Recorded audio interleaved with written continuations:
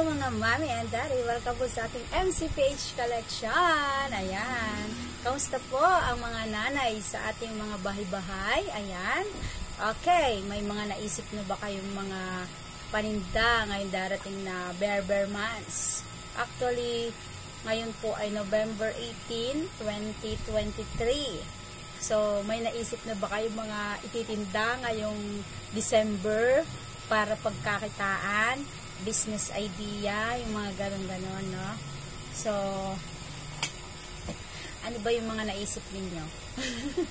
Ako, naisip ko, magbe-bake uli ako. Magbe-bake ako ng mga tinatinapay, yung mga ganyan, yung mga loaf bread lang. Tapos, mga chiffon cake, mga ganon. Magbe-bake uli ako ng mga ganyan. Tapos, yun yung mga naisip ko na ititinda ko ngayong December. Tapos, nag-uumpisa na ako sa mga noodles, like for example, spaghetti. Naggagawa ako mga pakalakalahating kilo. Tapos, carbonara, pansit, mga ganon. I-try nyo din po yung mga ganon. So, ako ang mga naisip ko yan, ha? Mga pang-almusal, pang-merienda, bilo-bilo, sopas, ano pa ba? Yan yung mga madadali. Ano na nga to? Actually, hindi ako nakain ng hindi po ako kumakain ng palabok, pero gusto ko i-try kasi parang masarap naman, no? Hindi ako marunong talaga.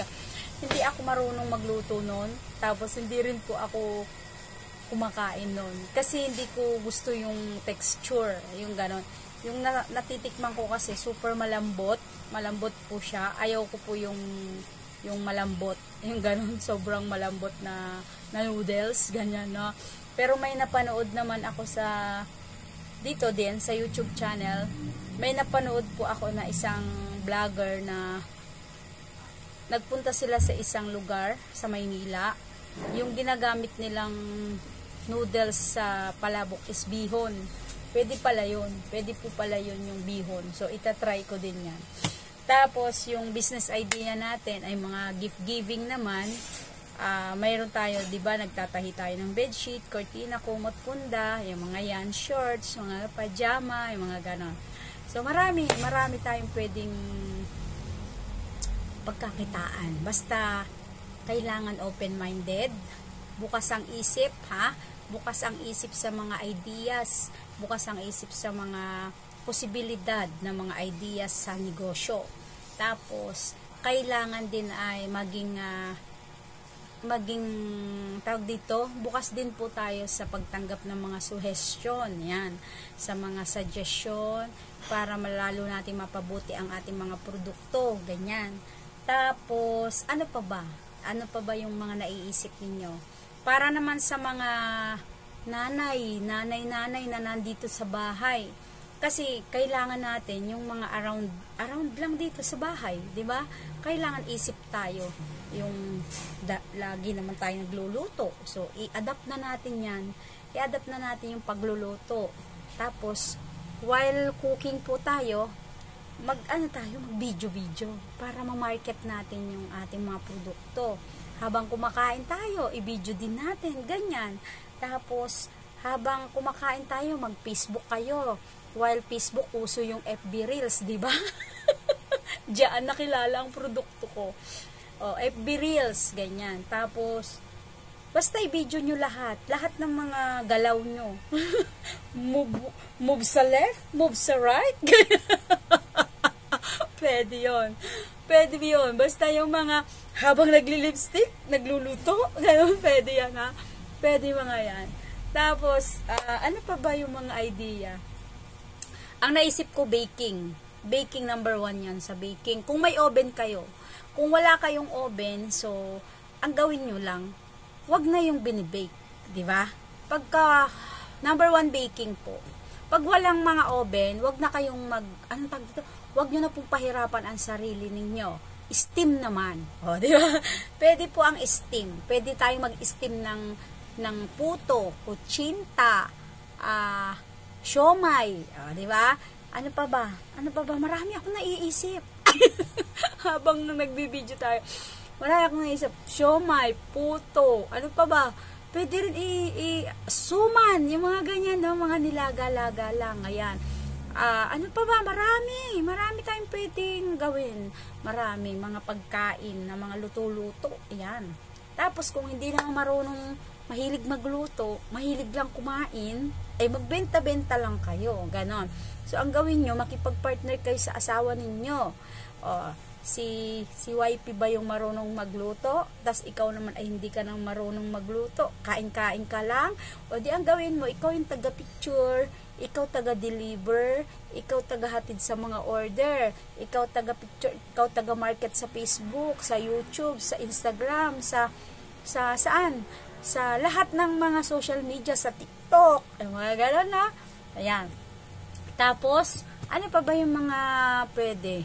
Mga atsara, mga gourmet, mga ganyan. Ang daming pwede mga business idea. Gourmet tuyo po, gourmet bangus. Yung mga nauuso ngayon na mga bangus, yung ano nang tawag doon? Yung nilalagyan ng gata, sisig, pwede rin. Sisig bangus. Tapos yung Bicol Express. Tapos nilalagay po nila sa mga bote. Tapos yung ano na nga, rellenong bangus, yung mga ganyan. Pwede natin lagay sa mga bote yan. Lagay po natin sa mga bote para yung maglas po yung tagal niya. For example, 1 month, ganun. Pwede mga pambaon. Mga pambaon sa school, pambaon sa opisina, pambigay sa mga office mate, mga ganun, sa boss. Diba? Tapos, chili garlic, mga ganyan. Pwede. Ang dami, di ba? Ang dami ko naiisip ngayon. Sobrang dami kong naiisip na business idea. Ayan, pwede.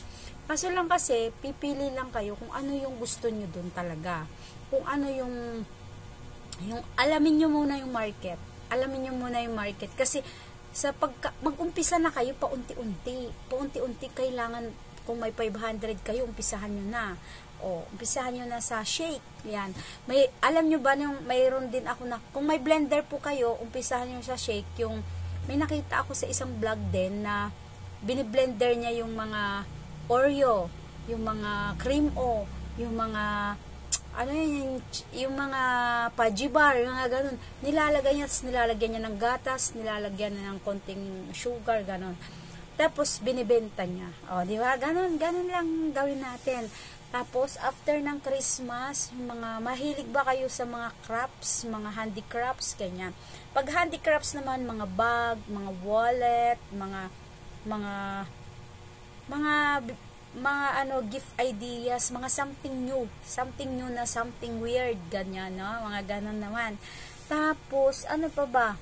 Sa mga tahi-tahi naman, ganyan. Pag sa tahi-tahi, number 1 po ang mga kortina, bedsheet, kumot, punda, mga ganyan. Tapos mga bags, mga ganyan. Yan yung mga natin, yung mga business idea. Tapos, ano pa ba? Yun lang yung mga naisip kong mabibenta ngayon.